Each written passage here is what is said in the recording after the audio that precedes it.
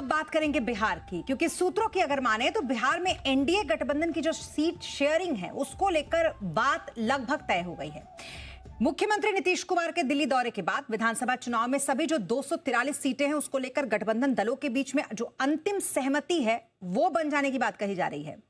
सूत्रों के मुताबिक जनता दल यूनाइटेड, जिसको कि जेडीयू कहते हैं, उसको 102 और बीजेपी को जहां 101 सीटें मिल सकती हैं, वहीं चिराग पासवान की पार्टी को भी 20 सीटें मिल सकती हैं।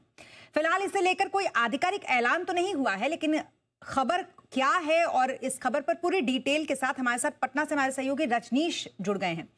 रजनीश, बताएं जरा, एनडीए में सीट बंटवारे पर सहमति बन गई है, ऐसी खबर तो आई है, लेकिन क्या वाकई बात बन गई है या अभी भी सब कुछ अधर में है? देखिए, बिहार विधानसभा का चुनाव सामने है और इस बार चुनौतियां भी कई सारी है और कुछ परिदृश्य भी बदले हैं। मसलन अगर एनडीए की बात कर ले तो पिछले बार जो स्ट्राटा था 243 सदस्यीय बिहार विधानसभा में, उसमें 234 का जो फिगर है उसमें 121 और 122 यानी बीजेपी और जेडीयू जो है, जेडीयू एक सीट ज़्यादा और बीजेपी एक सीट कम, और उसमें से जो अपने हिस्से में दोनों लोगों ने बांटा था 12 सीट जो है वो दिए गए थे वीआईपी ने बीजेपी को अपने खाते से, और जेडीयू ने 8 सीट जो है जीतन राम मांझी के हमको अपने खाते से दिए थे। तो इस तरीके से टिकट का बंटवारा था। अब स्थिति ये है कि अब चिराग पासवान जो है वो शामिल हो गए हैं, वो पहले नहीं थे, और साथ ही साथ उपेंद्र कुशवाहा भी इस बार एनडीए के जो घटक दल हैं उसमें शामिल हैं। तो इस तरीके से अब जो सीटों का बंटवारा होगा उसमें अब अलग तरीके से होगा। तो मुकेश सहनी जो पहले एनडीए में थे वो बाहर हैं और चिराग पासवान और उपेंद्र कुशवाहा अंदर हैं।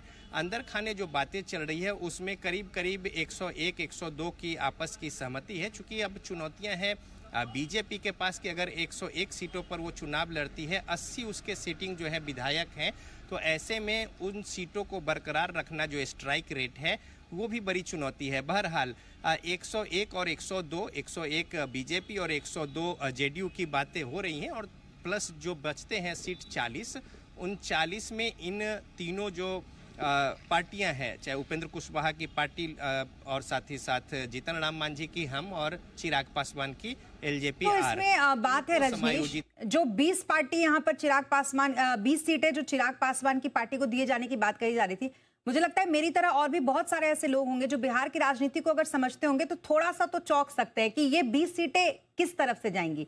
क्या ये बीजेपी के खाते से की वजह से ये 20 सीटें उनको मिलने वाली हैं, या फिर नीतीश कुमार की तरफ से? जाहिर तौर पर बीजेपी की तरफ से इतना झुकाव हो सकता है। देखिए, जब 101 और 102 का स्ट्राटा तय हो जाएगा जेडीयू और बीजेपी का, बीजेपी जो है 101 और जेडीयू 102, तो फिर 40 सीटें बचती हैं।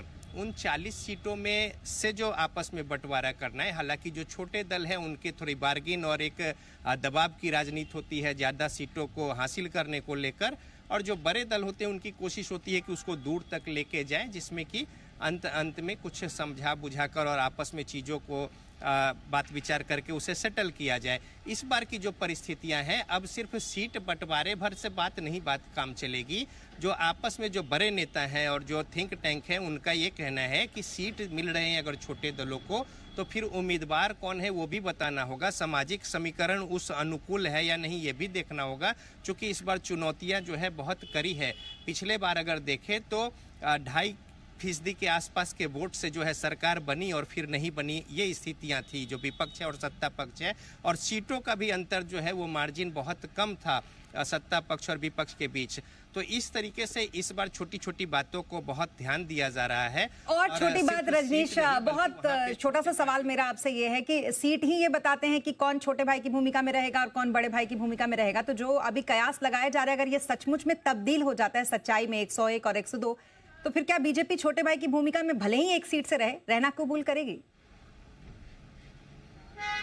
बिल्कुल, देखिए इसमें कहीं कोई दो राय नहीं है। चूंकि जो प्राथमिकता है वो अलग है। एनडीए को एक मैसेज जो है वो केंद्र में सत्ता में है, और बिहार की राजनीति में अगर यहाँ पे सरकार बनती है तो इसका सकारात्मक प्रभाव राजनीति के दृष्टिकोण से केंद्र में, बिहार और आसपास के राज्यों में और पूर्वोत्तर में भी पड़ता है, तो लिहाजा बड़ा महत्वपूर्ण है। तो इस वजह से बीजेपी दूर की राजनीति और बड़े सोच के साथ यहाँ पे एक सीट कम भी स्वीकार करेगी। पिछले चुनाव में भी यही हुआ था, बड़े भाई की भूमिका में जेडीयू थी और पहले से ही कहते रहे हैं, लेकिन इस बार बहुत सोच समझकर और सूझबूझ के साथ उम्मीदवारी और साथ ही साथ जो सीटों का बंटवारा है वो होना है और उसमें किस तरीके से अंतिम तस्वीर आएगी देखने की बात होगी। लेकिन कमोबेश 101, 102 का जो ये फिगर है, जिसमें एक सीट ज़्यादा जेडीयू और एक सीट कम बीजेपी और बाकी लोगों को 40 सीटों में समायोजित करना है। एक दो आगे पीछे इसमें हो सकते हैं, लेकिन मिलजुल कर चुनाव लड़ना है, चूंकि सामने में चुनौती बड़ी है। अगर ऐसा हो जाता है तो फिर जितने भी लोग अब तक जितनी भी तरीके की मीम मती बुद्धि को लेकर लगा रहे थे नीतीश कुमार की, उनको ये पता चलेगा कि क्यों उन्हें माहिर खिलाड़ी कहा जाता है राजनीति का। बहुत शुक्रिया तमाम डिटेल्स के लिए नीतीश आपका।